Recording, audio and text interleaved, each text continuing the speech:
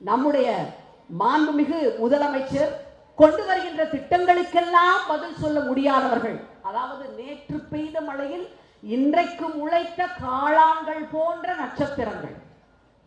நேற்று பெய்த மழையில் இன்றைக்கு முளைத்த காளான் போன்ற நட்சத்திரங்கள் எல்லாம். எப்படிப்பட்ட நட்சத்திரங்கள்? பகலிலே யாராவது நட்சத்திரங்களை பார்க்க முடிகிறதா? பகலிலே நட்சத்திரங்கள் தெரியாது, சூரியனின் ஒளியில் மங்கிவிடும். இரவிலே நாங்கள் ஜொலிக்கிறோம் என்று அவைகள் தவறாக நினைக்கலாம். இரவிலும் நிலவிருப்பதால் ஜொலிக்க முடியாது. நிலவுக்கு ஒளி தருவது சூரியன் தான். பகலிலும் இரவிலும் எப்பொழுதும் ஆதிக்கம் செலுத்துவது சூரியன் தான்.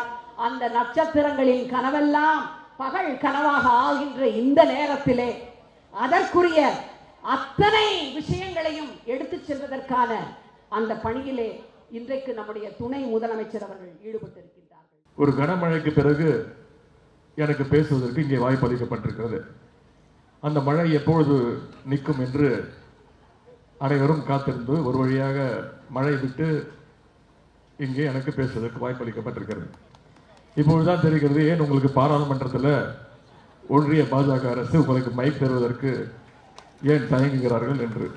இங்கேயே இந்த கிழி கிழிக்கிறீங்களே, பாராளுமன்றத்தில் நம்முடைய அரசினுடைய இயக்கத்துடைய தலைவருடைய குரலாக உழைக்கின்ற தமிழ்ச்சி தங்கபாண்டியன் அவர்கள் இங்கே சிறப்பாக உரையாற்றி அதன் பிறகு எனக்கு இங்கே பேசுவதற்கான வாய்ப்பு அளிக்கப்பட்டிருக்கிறது. முதல்ல இங்கே வந்திருக்கக்கூடிய அருமை சகோதரிகள் அத்தனை பேருக்கும் அட்வான்ஸ் மகளிர் தின வாழ்த்துக்களையும் நான் தெரிவித்துக் கொள்கின்றேன்.